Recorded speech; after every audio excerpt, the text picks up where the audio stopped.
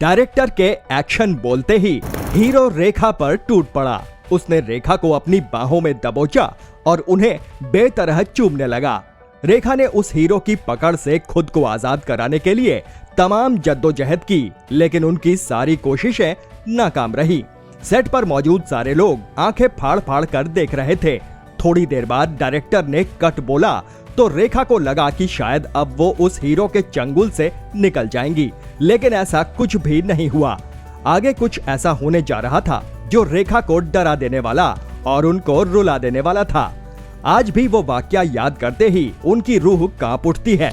उस kissing scene को America की लाइफ मैगजीन ने the kissing crisis of India कहा था। आज के इस वीडियो में हम रेखा और विश्वजीत चटर्जी के उस किसिंग सीन की बात करेंगे जो बॉलीवुड के इतिहास के सबसे विवादित किसिंग सीन में से एक माना जाता है। तो बने रहिए हमारे साथ वीडियो के आखिर तक। ये पूरा वाकया उस फिल्म का है जो बॉलीवुड में रेखा की पहली फिल्म होने वाली थी। नाम था अनजाना सफर। फिल्म से जुड़ी हैरान करने वाली सबसे बड़ी बात यह है कि इस फिल्म की शूटिंग शुरू हुई थी साल 1969 में, लेकिन ये रिलीज हो पाई 10 साल बाद साल 1979 में, वो भी दूसरे नाम से। फिल्म को डायरेक्ट किया था कुलजीत पाल ने। फिल्म में विश्वजीत, रेखा, विनोद खन्ना, अमजद खान थे।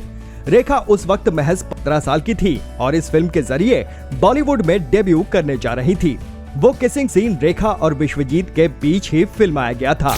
विश्वजीत बंगाली सिनेमा के सुपरस्टार थे और बॉलीवुड में भी कई हिट फिल्में दे चुके थे।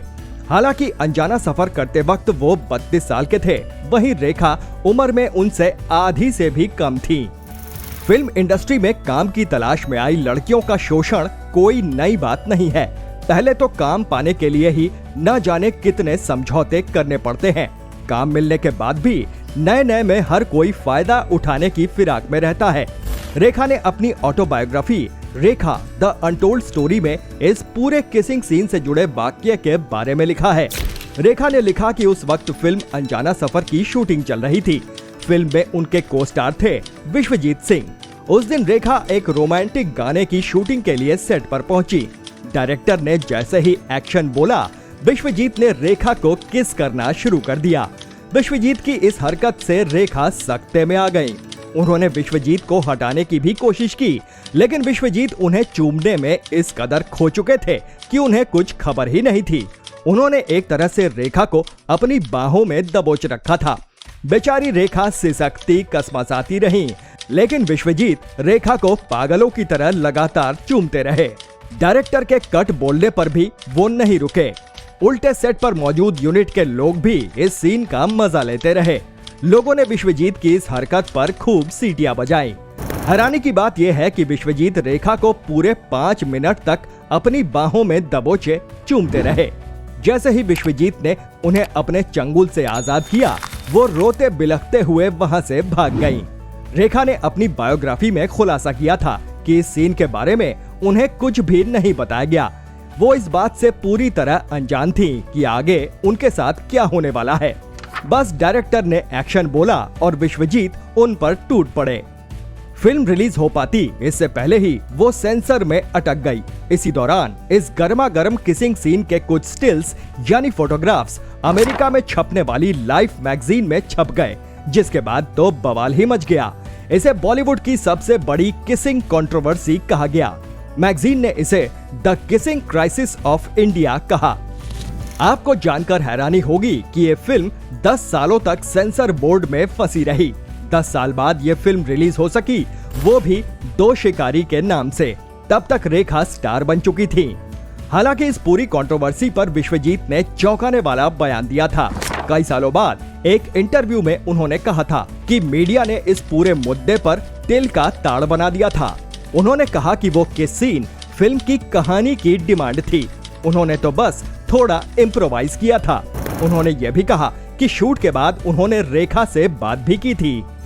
विश्वजीत की बेटी पल्लवी चटर्जी ने कई सालों बाद इस पूरे मुद्दे पर अलग राय रखी थी, जिसने उनके पिता को ही कटघरे में खड़ा कर दिया था। उन्होंने कहा कि कई बार डायरेक्टर सीन को रियलिस्टिक बनाने के लिए ऐसा करते हैं। वो किसी एक एक्टर से कुछ बातें छुपा लेते हैं जिससे वो उनका असल रिएक्शन शूट कर सकें। पल्लवी ने अपने पिता का बचाव करते हुए ये भी कहा कि जो कुछ भी हुआ वो बिना डायरेक्टर के कहे नहीं हो सकता, लेकिन उन्होंने ये भी कहा कि जो हुआ गलत हुआ। इस सीन के लिए रेखा की सहमति ली जानी चाहिए थी। इस किसिंग सीन पर चाहे जितना बवाल हुआ हो, लेकिन एक सच्चाई ये भी है कि रेखा ने इतना सब होने के बावजूद इस फिल्म के बाद भी विश्वजीत के साथ काम किया था। साल 1975 में विश्वजीत ने एक फिल्म डायरेक्ट की जिसका नाम था कहते हैं मुझको राजा। इस फिल्म में लीड रोल में विश्वजीत और रेखा थे। खास बात यह है कि इसे प्रोड्यूस भी विश्वजीत ने ही किया था। खुद विश्वजीत ने भी कहा था कि उस सीन को लेकर मीडिया में जैसा हल्ला मचाया गया वैसा कुछ भी नहीं था। उन्होंने कहा था कि रेखा उन्हें हमेशा बिशु बाबा कहकर ही बुलाती थी। ये भी सच है कि ये किसिंग सीन ना तो रेखा का पहला था और ना ही आखिरी। उन्होंने अपनी फिल्मों में तमाम गर्मा गर्म सीन दिए हैं जिसे देखकर अच्छे पसीना पसीना हो जाएं। लेकिन बायोग्राफी में खास तौर से उसी सीन का जिक्र किया गया है। आपके हिसाब से यहाँ गलती विश्वजीत की थी या रेखा की? कमेंट बॉक्स में लिखकर जरूर बताइए। वीडियो अच्छा लगा हो तो प्लीज इसे लाइक करिए और ज्यादा से ज्यादा शेयर भी करिए। चैनल पर नए हैं तो सब्सक्राइब करिए और नोटिफिकेशन बेल जरूर दबा दीजिए। मिस्टर झक्की लाल आपसे फिर मिलेंगे एक नई फिल्मी झक के साथ। तब तक के लिए दीजिए इजाजत। नमस्कार।